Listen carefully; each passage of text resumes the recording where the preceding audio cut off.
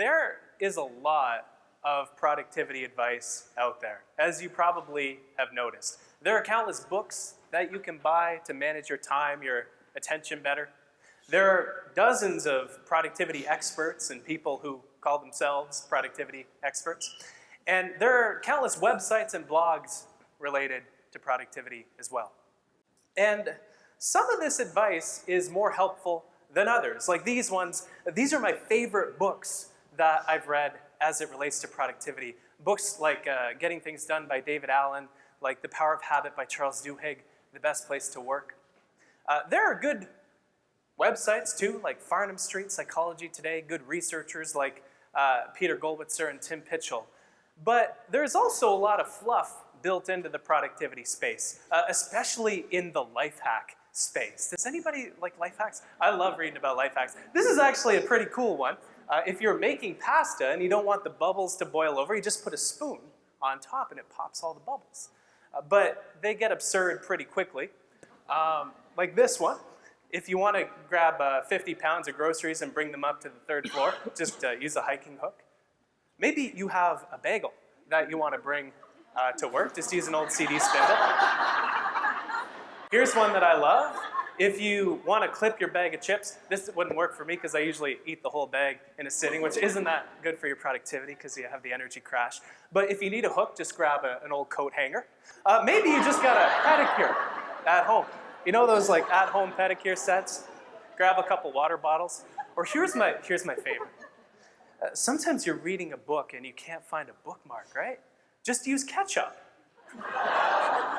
So there's a lot of noise built into the productivity space amongst all the great research and books and advice. So I wanted to cut through that noise and filter out the stuff that actually works from the stuff that doesn't. Because that's the thing about productivity advice is you have to make all the time back that you spend reading about productivity and then some, or else you're basically just looking at productivity porn. And there's a lot of productivity porn out there. So that was the purpose of this year-long project of mine. I was fortunate a few years back when I graduated from university. I received a few full-time job offers, but I thought if there was a time when I could explore something that was deeply meaningful to me, it was then. This is kind of what I saw in front of me. There were the paths that were paved ahead of me, but then there was the path that I actually wanted to walk down. This is kind of I'll try not to get sidetracked too much because I just have 20 minutes, but I got to share a story with you. And it's about these trails. They're called desire paths. And when the University of California at Irvine was first built, the school was interestingly built without any sidewalks. And so what the school did instead is they put all the buildings up and they waited to see where people walked around the buildings on campus, and that's where they built the sidewalks on top of. And so when I sort of looked back when I was at that turning point in my life, I thought, what was the path that I carved for myself? And it happened to be productivity. This is an interest, a curiosity that's been following me for about 15 years. This is a picture of me on a beach about 10, 15 years ago reading a book called The Joy of Stress. One of those books where the author puts a picture of himself on the cover. It's usually a guy for some reason. But I've been into this idea of productivity for well over a decade. And so I decided to dive into it deep for a year. I went all out. I figured I only have enough money in the bank account to make it through a year of exploring this curiosity. I'm gonna do it well. And so I got every book, every academic journal article that I possibly could, and I poured over those to separate what worked from what didn't. I interviewed some of the most renowned productivity experts from around the world, people like David Allen and Charles Duhigg, to see not only what they had to say and offer the productivity space, but also what made them tick and how they managed a typical day of their life. But my favorite part, and kind of the most interesting part of the productivity project to me, were a series of productivity experiments that I conducted to myself, where I used myself as sort of a human guinea pig to experiment with what worked and what didn't. And each of these was designed so that I could push on the limits of how much I could get done mentally and physically every single day. I had cut out caffeine and alcohol for an entire month and drank only water. I worked 90-hour weeks. I lived in total isolation for 10 days. I became a caveman for a month. Maybe one of the first things you thought when I got up on stage is, wow, this guy is incredibly muscular. And it's because, no, I'm just kidding. It's because another experiment that I conducted was gaining 15 pounds of muscle over the course of the year.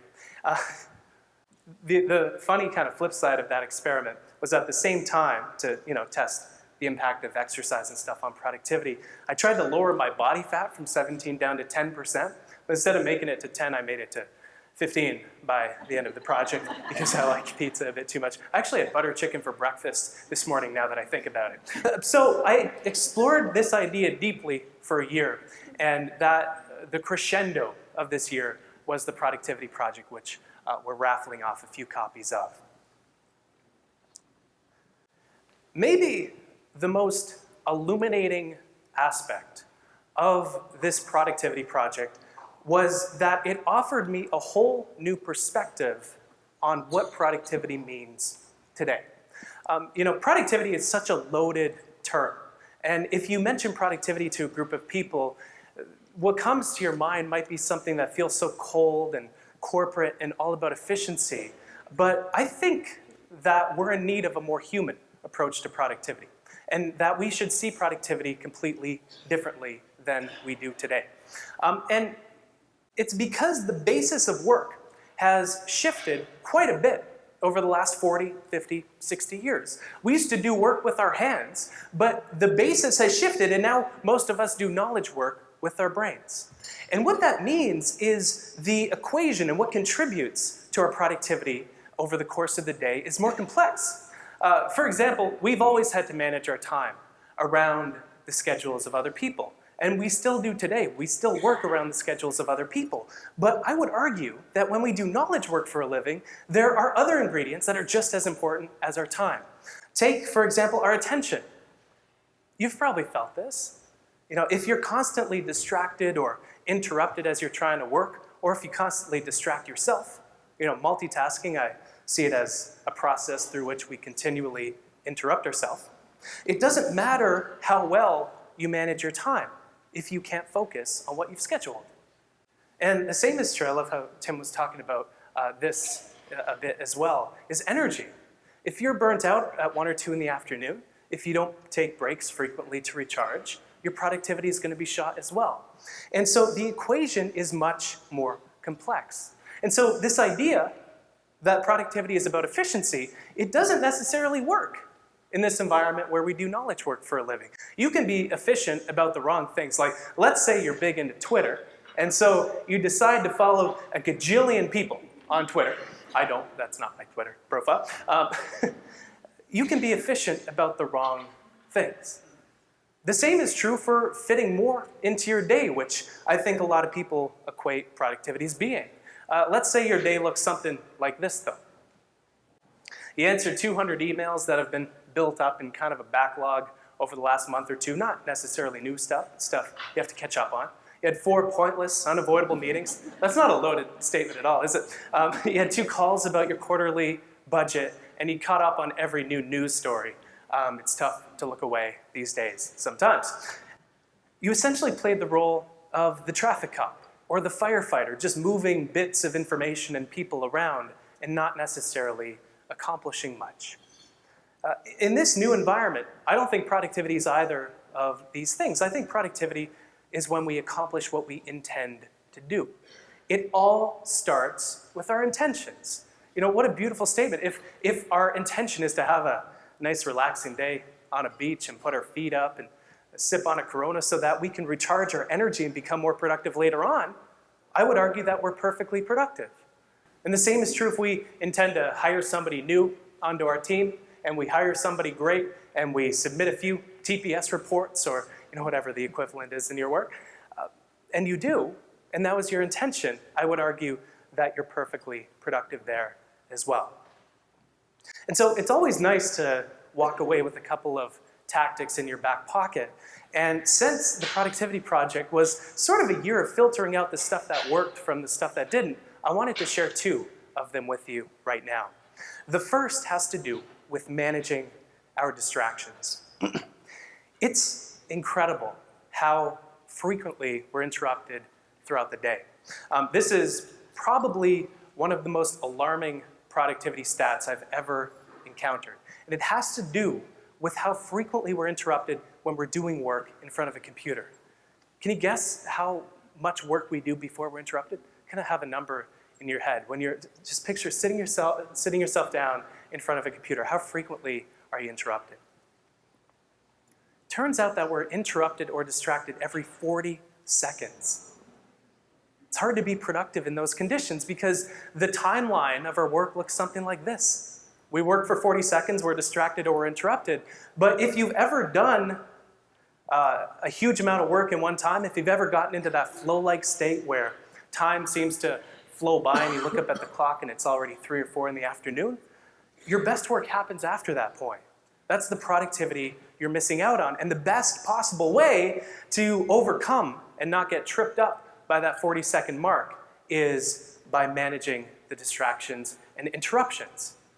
Now, I have a business degree, and I don't know what it is, but us business people like to think in 2x2 grids. I don't know what it is. If you cracked open like the head of somebody who has a business degree, it's not in 2 hemispheres, it's in 4.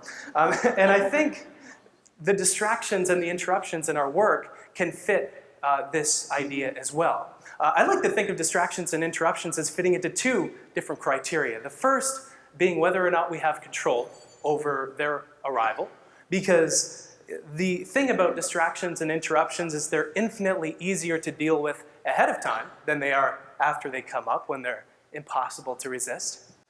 And the second criteria is whether they're annoying or whether they're fun. So some distractions are like so great, but other ones are more annoying, like people coming by your office and, hey, how was your weekend? When you have a lot to do, things of that nature. People who happen to be a bit louder in the office. Meetings that we can't avoid that are with our boss's boss. These squares will look different for everybody. So one of the best things you can do for your productivity is to fill this grid out for yourself.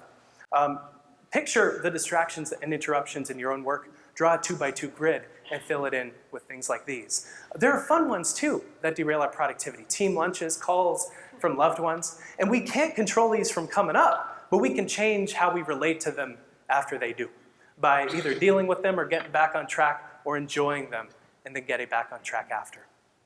But the biggest room for our productivity growth is at the bottom here, the distractions that we can control. Like email. Email is a great example of one of these. And one of the best things you can do for your productivity is to disable email alerts on your phone. And set a few VIPs for the people you work closely with throughout the day to really manage not just your time, but your attention throughout the day so that you can do deeper work. Alerts. Another productive thing you can do is to fire up the settings app in your phone, click on notifications, and go through the list and picture, which do I want to allow hold of my attention?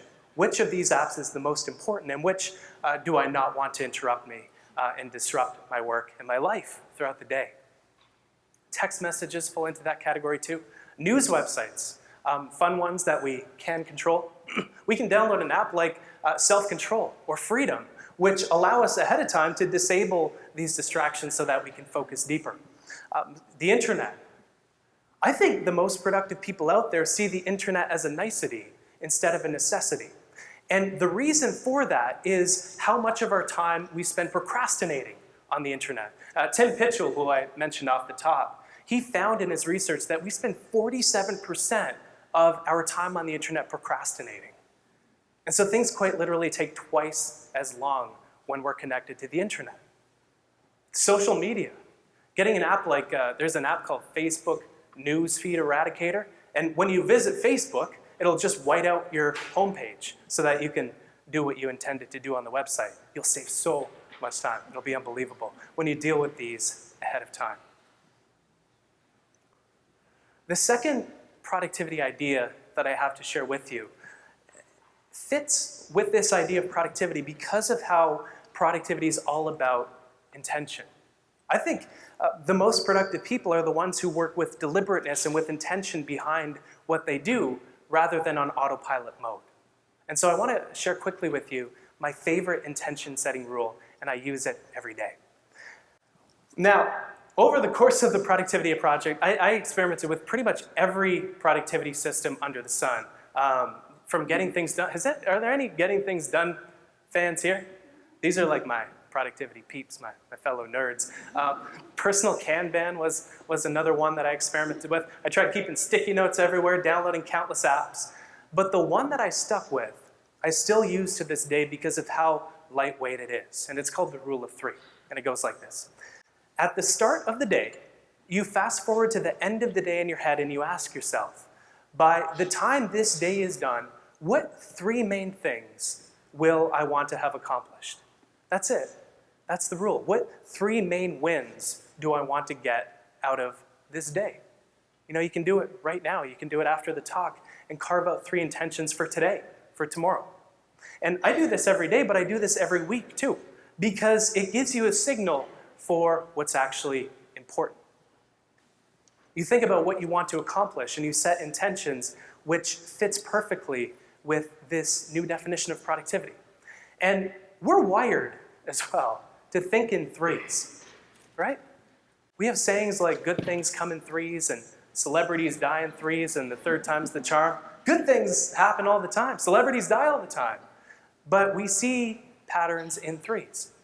Even a story, which is a sequence of dozens of events that transpire one after the other, we divide into 3 parts.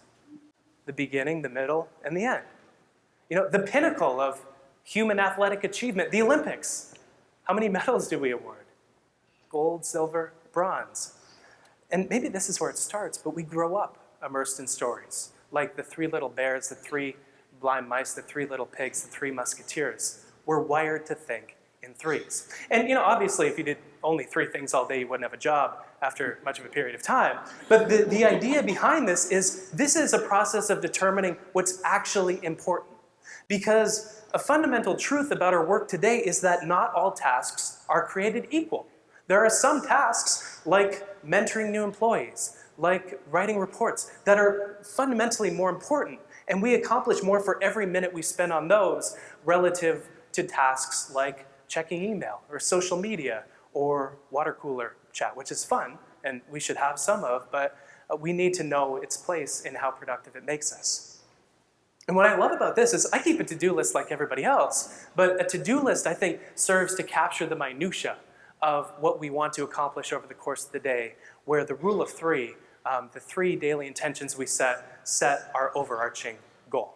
So it takes 3 to 5 minutes. Every morning I do it before I disconnect.